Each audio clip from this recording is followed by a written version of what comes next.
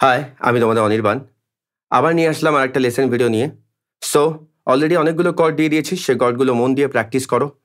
Lesson video শুরু করার আগে একটাই কথা তোমাদেরকে বলার, কেউ যদি ভোকাল ট্রেনিং কমার্শিয়াল গ্রুমিং নিতে চাও তাহলে পার্সোনালি আমার সাথে কন্ট্যাক্ট করতে পারো। আমার সমস্ত প্রোফাইল লিঙ্ক ওখানে দেওয়া আছে ইউটিউবে। সো আর গিটার লেসন তো আমি তোমাদেরকে দিচ্ছি, কেউ যদি পার্সোনালি শিখতে চাও সেও কন্ট্যাক্ট করতে পারো। সো আজকে আমি বেশি ভিডিও বাড়াবো না, ছোট্ট ছোট্ট করে আমি লেসনগুলো তৈরি করছি। আজকে যে কর্ডটা শেখাবো সেটা হচ্ছে এ মাইনর 7।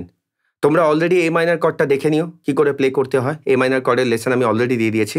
সো এ মাইনর 7 কর্ডটা আমরা কি করে প্লে করব, একদম সোজা কর্ড, ছোট্ট করে বলে দিচ্ছি। এ মাইনর 7 প্লে করতে গেলে আমরা কি করব, ফার্স্ট ফিঙ্গারটাকে আমরা রাখবো ফার্স্ট ফ্রেটের সেকেন্ড স্ট্রিং, ঠিক আছে? অ্যান্ড সেকেন্ড ফিঙ্গারটা রাখবো আমরা সেকেন্ড ফ্রেটের 1 2 3 ফোর্থ স্ট্রিংয়ে, ঠিক আছে? তাহলে ফার্স্ট ফিঙ্গারটা কোথায় রাখবো, ফার্স্ট ফ্রেটের সেকেন্ড স্ট্রিংয়ে, অ্যান্ড সেকেন্ড ফিঙ্গারটা রাখবো সেকেন্ড ফ্রেটের ফোর্থ স্ট্রিংয়ে। এটা হয়ে গেল। দেখো কি সুন্দর সাউন্ড, এ মাইনর 7। আর এটা হচ্ছে অবভিয়াসলি তোমরা প্লে করবে সেই এর যেরকম নিয়ম, 5খানা স্ট্রিং, ওপরের স্ট্রিংটা প্লে করার দরকার নেই।